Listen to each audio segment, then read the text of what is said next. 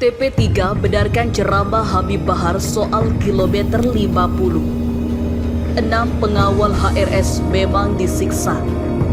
Lalu kenapa Habib Bahar masih dipenjarakan? Itu yang jadi pertanyaan. Ada diskriminasi hukum, ada penegakan hukum yang tidak adil. Harusnya kalau dia lapor, harusnya ke Barreskrim Mabes Polri, baru dia limpahkan ke Jawa Barat, ke Polda Jawa Barat. Ini kan lucu dari Polda ke Polda. Gitu loh. Dan itu diketahui, videonya sudah diketahui, lokus deliktinya di mana. Kalau lokusnya di Jawa Barat, bukan Polda Metro Jaya yang harus menerima. Saya akan bacakan siaran pers TP3 tanggal 11 Januari hari ini yang berjudul menuntaskan kasus pelanggaran HAM berat pembunuhan sadis terhadap 6 pengawal HRS pada kilometer 50 tol Jakarta Cikampek.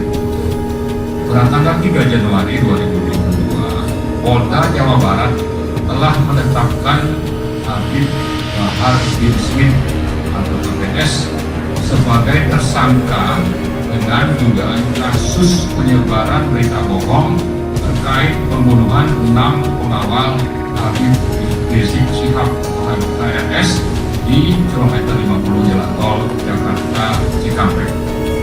Dari penelitian dan kajian yang dilakukan oleh tiga itu ditemukan bahwa pembunuhan sadis tanpa peri kemanusiaan terhadap 6 pengawal HRS memang benar-benar didahului dengan penyiksaan oleh para aparat negara sebagaimana dinyatakan oleh HBS dalam ceramahnya yang menjadi rujukan kenapa beliau ditangkap.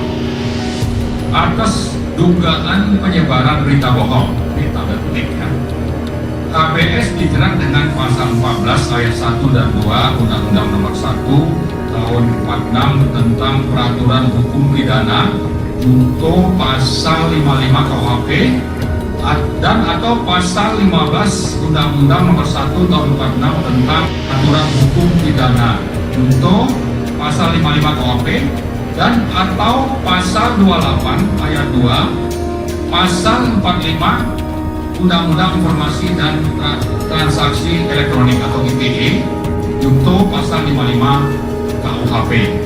Jadi ini dasar hukum penangkapan seperti yang disebarkan secara resmi oleh Polda.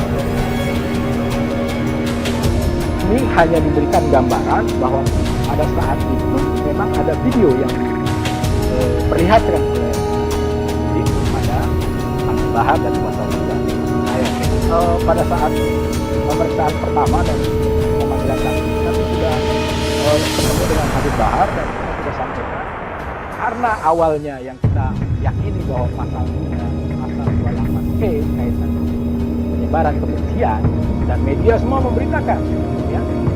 Jadi fokus kami adalah penyebar kebencian, bukan pada pasal 14 dan 15 kan kebohongan. Sehingga kami sampaikan ini ada dua alternatif. Kalau ini diperkarakan Undang-Undang ITE berkaitan dengan laporan dari salah seorang berkaitan dengan saudara Dudu, jelas tidak bisa kalau menurut kami. Nah makanya yang menjadi pertanyaan kami, kenapa laporan juga yang harusnya ditolak di Polda Metro Jaya, kenapa diterima? Itu jadi pertanyaan kami juga. Itu yang jadi pertanyaan. Ada diskriminasi hukum, ada penegakan hukum yang tidak adil. Harusnya kalau dia lapor, harusnya ke Barreskrim Mabes Polri, baru dia limpahkan ke Jawa Barat, ke Polda Jawa Barat. Ini kan lucu dari Polda ke Polda. Gitu loh. Dan itu diketahui, videonya sudah diketahui, lokus deliktinya di mana. Kalau lokusnya di Jawa Barat, bukan Polda Metro Jaya yang harus menerima. Bagian media sosial, Helby Felis mendesak aparat kepolisian segera membebaskan tersangka kasus penyebaran berita bohong soal pembunuhan 6 Laskar FPI Habib Bahar Smith. Desakan Helby Felis agar aparat membebaskan Bahar Smith itu ia sampaikan merujuk pada pernyataan tim pengawal peristiwa pembunuhan TP3 Laskar FPI terkait isi ceramah pendakwa itu yang menjadi rujukan hukum penangkapan. Helby Felis pun lewat cuitannya di Twitter Jumat 14 Januari 2022. Awalnya beranggapi kicauan seorang netizen dengan nama akun lelaki sunyi yang mengunggah video pernyataan TP3 Laskar FPI terkait isi ceramah Bahar Smith yang dinilai aparat merupakan informasi bohong. Sang netizen pengunggah video itu menyebutkan, berdasarkan pernyataan TP3 dalam video unggahannya tersebut, Bahar Smith tidak menyebarkan berita bohong dalam isi ceramahnya melainkan fakta. Tuh kan, TP3 bilang HBS tidak menyebarkan berita bohong. Apa yang disampaikan HBS adalah fakta. Cuit netizen lelaki sunyi. Dalam video unggahannya itu tampak Sekretaris TP3 6 Laskar FPI, Dr. Marwan Batubara mengungkapkan hasil penelitian dan kajian pihaknya terkait pembunuhan ke-6 pengawal HRS tersebut.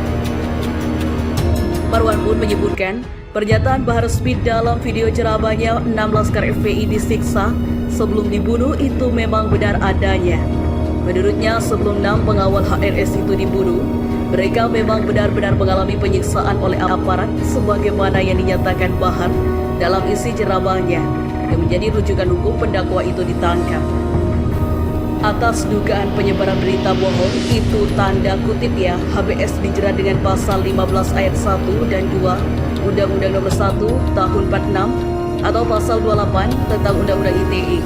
Jadi ini pasal hukum penangkapan seperti yang disebarkan secara resmi oleh Polda, tuturnya. Menanggapi pernyataan TP3 Laskar FPI itu, Helby Felis pun mendesak aparat kepolisian untuk segera membebaskan Bahar Smith agar rasa keadilan tidak tercederai. Bebaskan Habib Bahar Smith, jangan cederai rasa keadilan, tegasnya.